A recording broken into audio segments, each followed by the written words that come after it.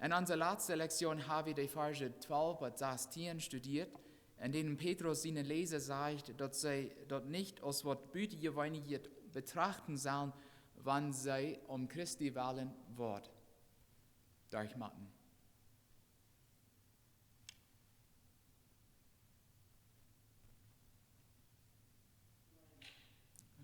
Amen, ja, Lieden, dort wir sollen das nicht als was Bütgewöhnliches annehmen, wann wir für Christus Lieden machen. Dort ist in Gottes Wort klar geschrieben, dass so eine Tiden kommen wollen. In dieser letzten Beispiel passt fern, der wird mit der Petrus berückt, Kapitel 4 anzufangen, wo er sagt, wie es Christus am Fleisch gelitten hat, mag je auch solche Sonnen sein als wir. Jesus hat nicht bloß für uns gelitten, oder erst nicht bloß für uns gelitten, aber für die ganze Menschheit, deswegen ist er gekommen, zu leiden und für uns zu sterben. Und er raubt seine Nachfolger zu seinem Beispiel zu folgen. Und das ist nicht einmal leicht, aber das wird wir dann sagen.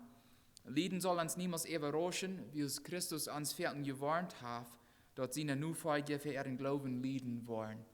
Wir wollen. Jesus sagt, und der Apostel sein, wir wollen. Und wir wollen nicht alle über reine Versicherungen durchgehen machen oder Prüfungen durchgehen machen, aber alle Kinder Gottes wollen für Jesus leiden machen. Und dann, wenn die Tiden kommen, dann soll wir nicht überrascht sein, wann die kommen dann. Im Neuen Testament lesen wir einmal weiter, wo die ersten Christen für ihren Glauben gelitten haben. Bibelforscher sein oder behaupten, dass alle von den 12 Aposteln bitte einer ist angebracht worden. Bloß einer ist der Glauben normal gestorben, weil jemand wird dort wie? Johannes, ja. Und Petrus sagt uns, dass wir nicht bloß Leiden erwarten können, sondern er sagt in Versen 13 bis 14, 1. Johannes 4, er sagt, Freund, Leute, wir durch so eine Versicherungen, wo je Christus seine Leidenspartner, und dann wo je nur hier auch die Freiheit haben und seine Herrlichkeit teilzunehmen, die dann vor den Tag kommt, wann Jesus kommen wird, wenn sie deswegen ewig schallen, dass die Christen sind, dort es für jünd ein Segen, wie es dort meint, dass Gott sind jetzt ut der Herrlichkeit ewig ruht. So dieser Gedanke vom zukünftigen Herrlichkeit hat den Aposteln und auch andere Kinder Gottes geholfen, an ihre Prüfungen und auch Leiden sich zu freuen. Und nicht mal bloß durchzukommen, aber die mit Freude durchkommen. Und das ist auch ein Gedanke, was für uns sehr schwer ist. Zu weiten, okay, wir wollen leiden, das ist eine Sache. Aber Gottes Wort zu lesen hier und lesen dort, wie mit Freude, mit Frieden durch die Tiden kommen sollen und gehen sollen. Dort ist nicht so einfach.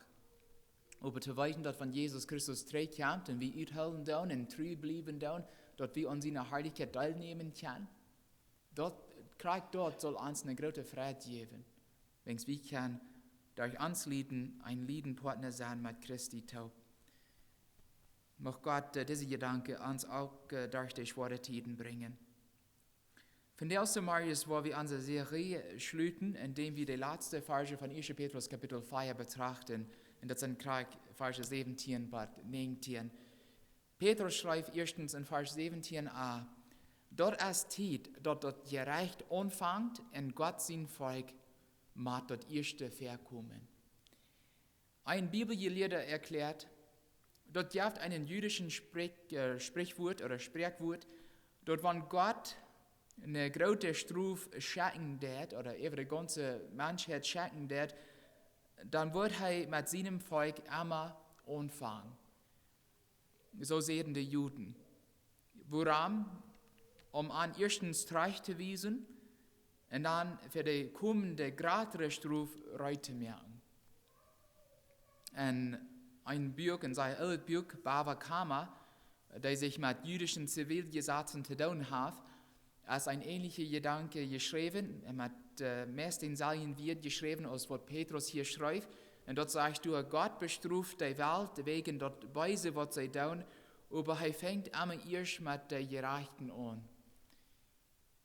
Und dieser Gedanke, dass Gott seinen Gerechten bei seinem Volk anfangen wird, wird vielen Juden der Petrus-Zeit ganz bekannt gewesen sein. Und wir finden sogar biblische Beispiele, wo das auch geschrieben steht. Und ich will 2 erwähnen für uns. Erstens will ich aus Hesekiel Kapitel 9 ein Beispiel geben. Ich werde die Verse nicht lesen, das ist eine längere Aufschnitt. Aber wenn einer die Verse 1 bis 7 lesen wird, du liest einer, von wo Gott in einer Vision einem Diener befehlt, die alle und auch die jungen Juden in Jerusalem anzubringen. Nicht die Heiden, die Juden anzubringen. Und dem Diener wird dann auch befohlen, dort gerecht in Gottes Heiligtum anzufangen. Was meint das? Was glaubt ihr? Dass diesen Struf in Gottes Heiligtum anfangen soll.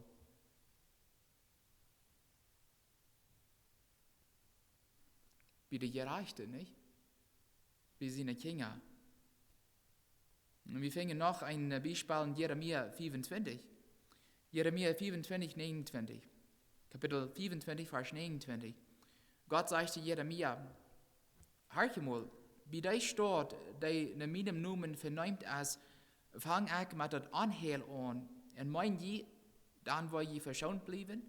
Je wollen nicht verschont bleiben. Ich bringe das Schwert ab alle Menschen ab ihr, sagt der Herr, der alles regiert. Und woran glaube ich, dass wir haben vielleicht ein paar all gelesen von den verschiedenen Bibelforscher, aber woran glaube ich vielleicht, dass Gott immer bei seinen Kindern anfangen wird, wenn er Straf über Menschen bringt?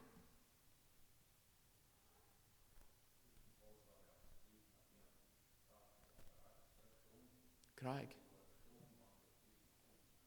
Ja.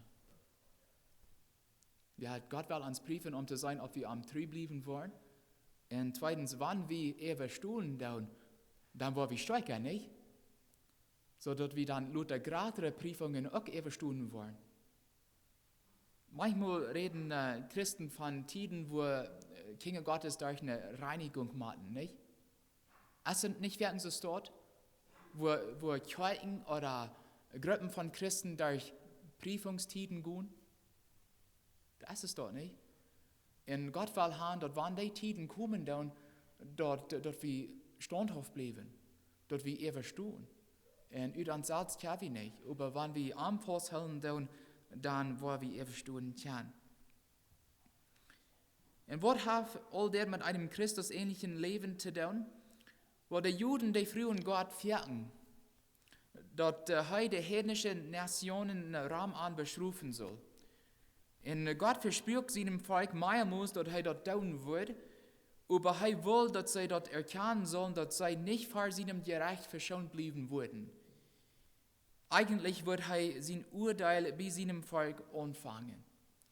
Für uns als Christen ist es so einfach, die Menschen Raum uns zu verurteilen, in besonders die so ein Leben führen, was sicher gegen Gottes Wort geht. So eine Menschen können uns sogar zu dem Punkt bringen, wo wir wünschen, dass Gott an für ihr schlechtes Leben in Wege strufen soll. Haben wir mal so eine Gedanken gehört? Wenn wir andere beobachten und sehen, wo schlecht sie andere Menschen behandeln, oder wenn wir hören, wo von der schlechten Wirte brücken, haben wir mal die Gedanken gehört, Gott, du wirst ansagen, wird Struf geben, nicht? Oder bestrufen, für was sie vor die leben tun.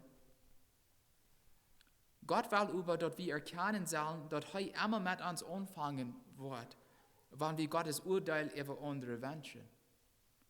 Der wird immer bei uns erst anfangen, wenn wir so eine Gedanken haben.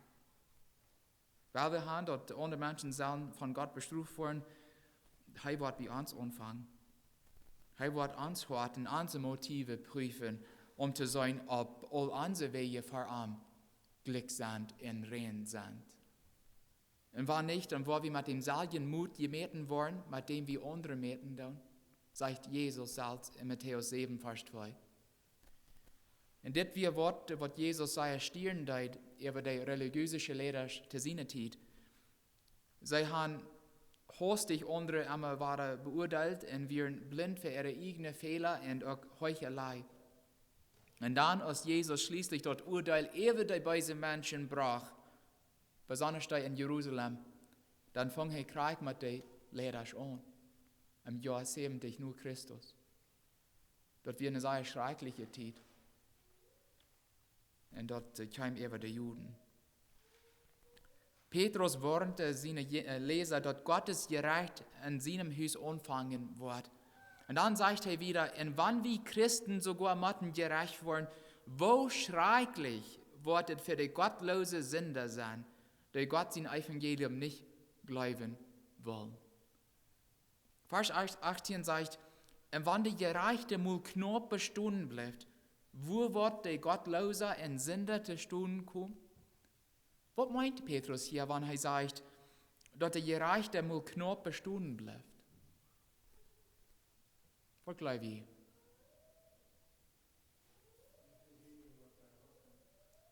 Ja, Krieg. Die Versiegungen bei Kinder Gottes, die wollen sehr hart sein, die wollen sehr schwer sein. Woran? Von wo kommen die Versiegungen? Kommen die von Gott? Versiegungen? Ja, das kommt von Satan, nicht? Von Satan. Und wenn Gott sagt, er hat keinem versiegen, manchmal gut wie durch Prüfungen, aber nicht, er wird uns niemals versiegen, die kommen von Satan. Satan, der schafft nicht gegen sich selbst. Jesus sagt nicht, wenn es dort wird anlogisch sein, das ist unnötig. Er weiß, wer sie nicht sind. Aber er schafft ständig gegen Kinder Gottes. In Petrus sagt hier, dort Leben für Kinder Gottes ist manchmal sehr schwer. Und der Gerechte wird nur knapp bestehen bleiben. Heichne wird eingelehrt schreibt. Dort stammt, dass die Gerechten wollen nur knapp bestehen bleiben, sogar die sich anstrengen, und abrichtig in den Wege Gottes zu wandeln. Dort meint nicht, dass Gottes Erlösungsplan schwach ist, sondern dass große Schwierigkeiten auf dem Weg kommen wollen. Dort Christen viele Versiegungen und Prüfungen durchgehen wollen. Und dass sie wollen so viele Kämpfe von Büten überstehen machen und auch Ängste von Bahn. So von Büten sind Kämpfe all, die suchen uns schackt, und dann von Bahn sind manchmal auch Kämpfe, nicht? Ängste, die wir manchmal haben, Sorgen, die wir vierten haben. Was tun wir mit denen? Die machen wir Krieg so gut vornehmen und Gott bringen und übergeben. Das ist schwierig. Das ist schwer. Und die Gerechten, die bleiben mal knapp.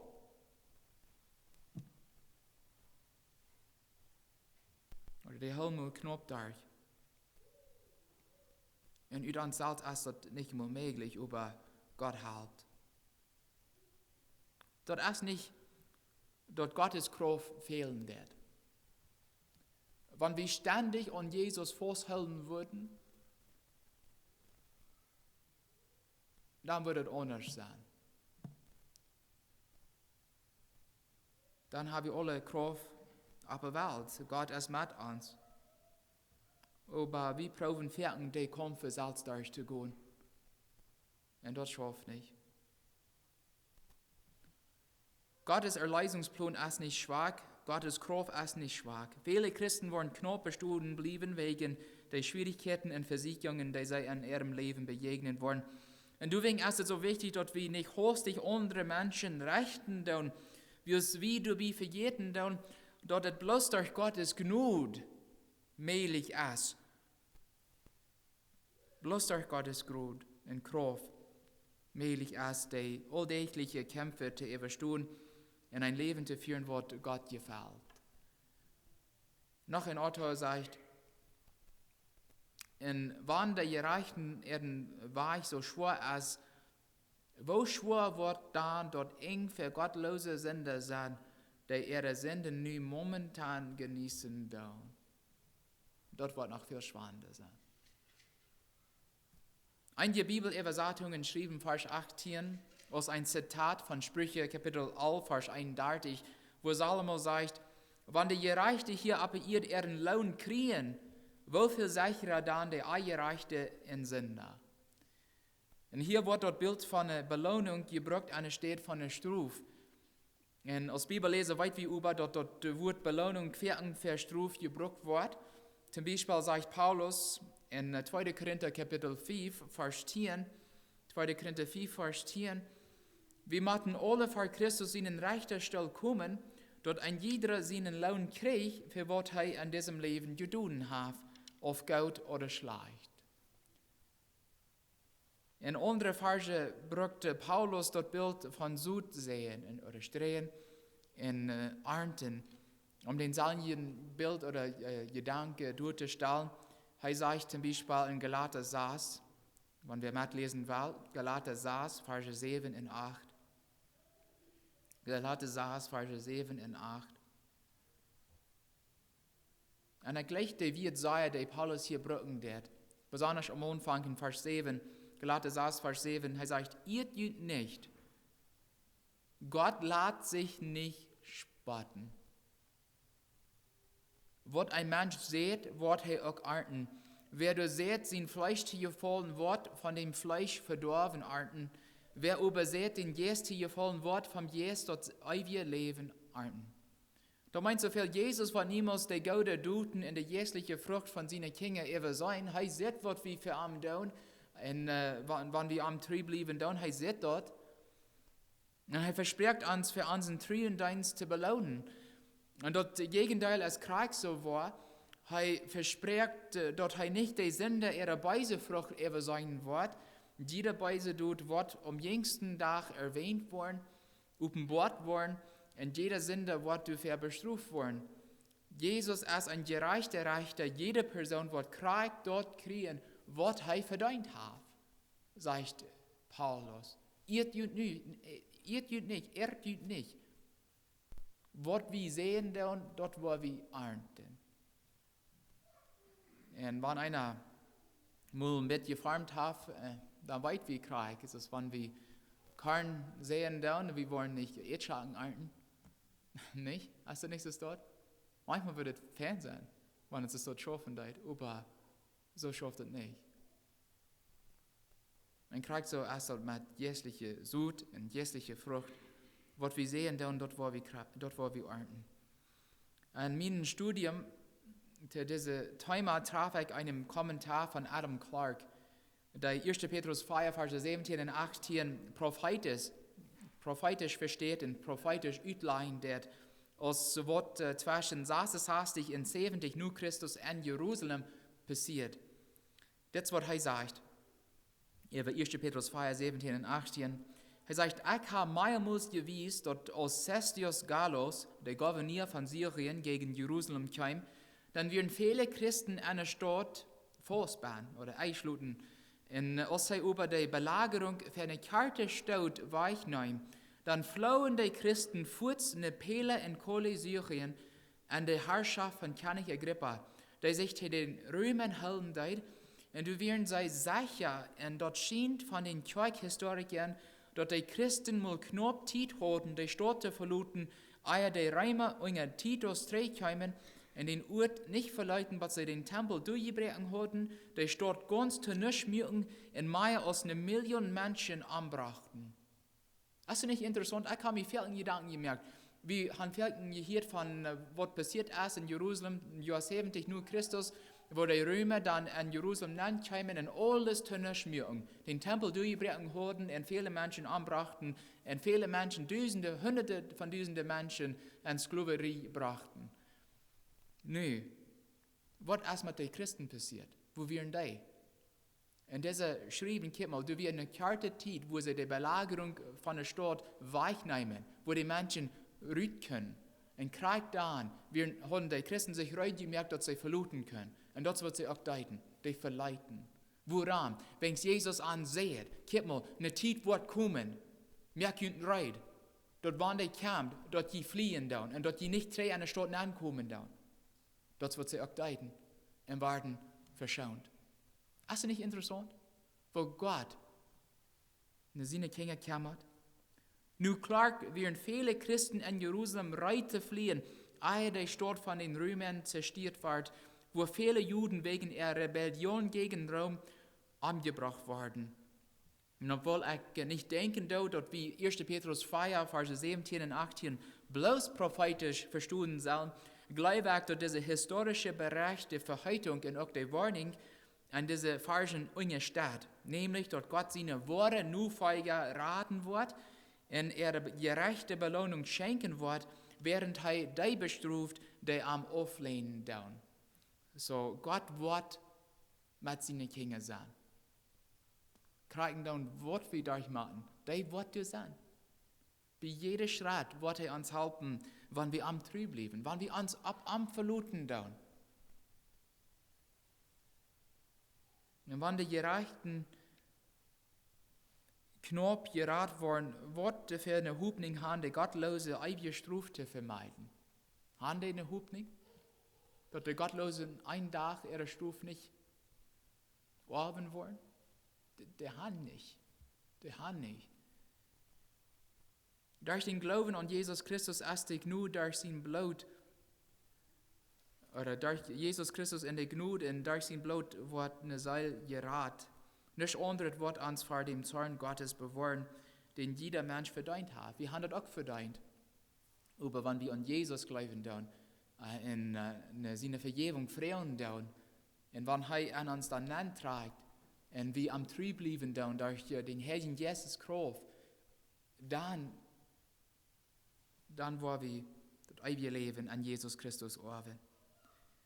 In Römer 2 redet Paulus zu den jüdischen Christen und gibt an eine sehr strenge Warnung. Und die Verse 5 bis 11. Das ist eine längere Aufschnitt, so wenn wir mitlesen wollen, weil wir an der Bibel in Römer 2 aufmerken. Und ich werde die Verse 5 bis 11 lesen. Römer 2, Verse 5 bis 11.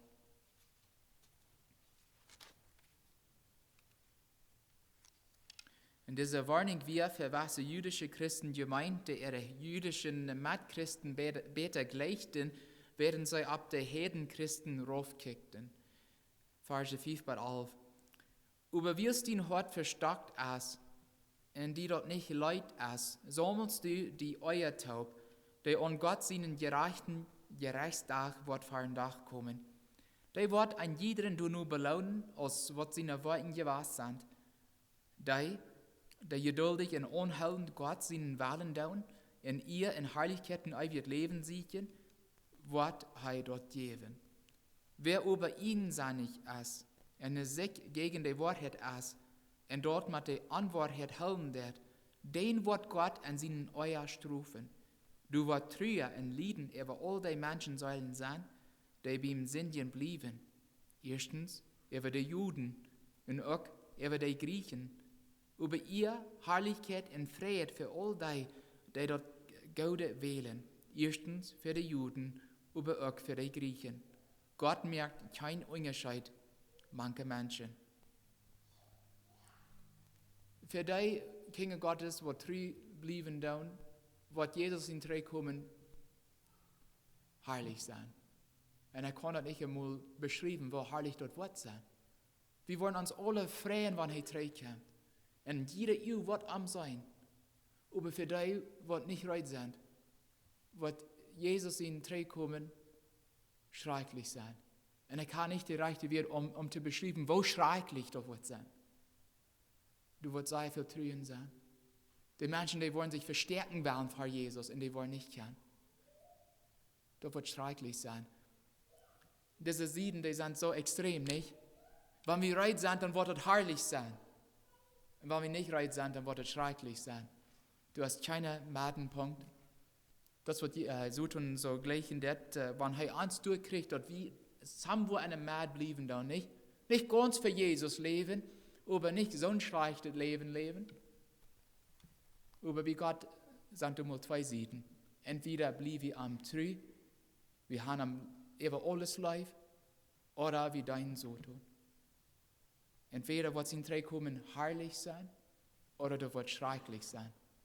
Und Jesus gibt uns die Wohl oder die Entscheidung zu merken, und wir haben von der nach genug, da ist von der nach Zeit, um zu entscheiden, ob wir wollen so leben, als Jesus tut, ob wir wollen so gesandt sein, als Christus wir, oder ob wir am verluten wollen oder am auflehnen wollen. Gott ist nicht parteiisch.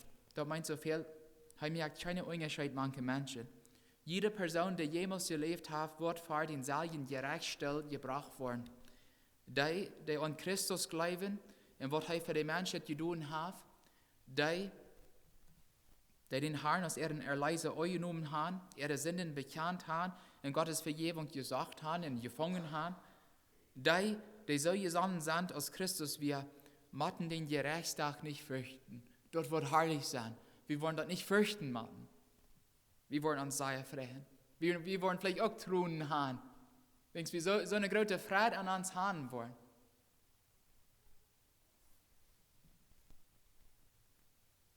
Denn an diesem Tag wollen die Worte Nachfolger Christi ihre Belohnung kriegen.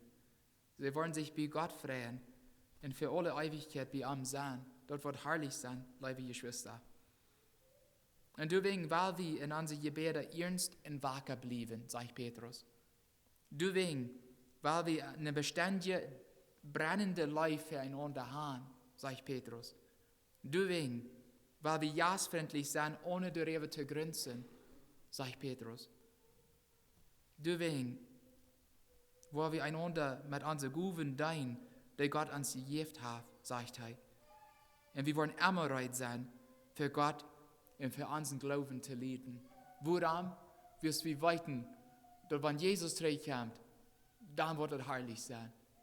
Und das hilft uns, Gott treu zu bleiben, uitzuhalten, was ihn. Liebe Geschwister, sei wie so gesonnen aus Christus wir. Das wird er verlangt. Und wenn wir sind, dann wollen wir uithalten können. Amen.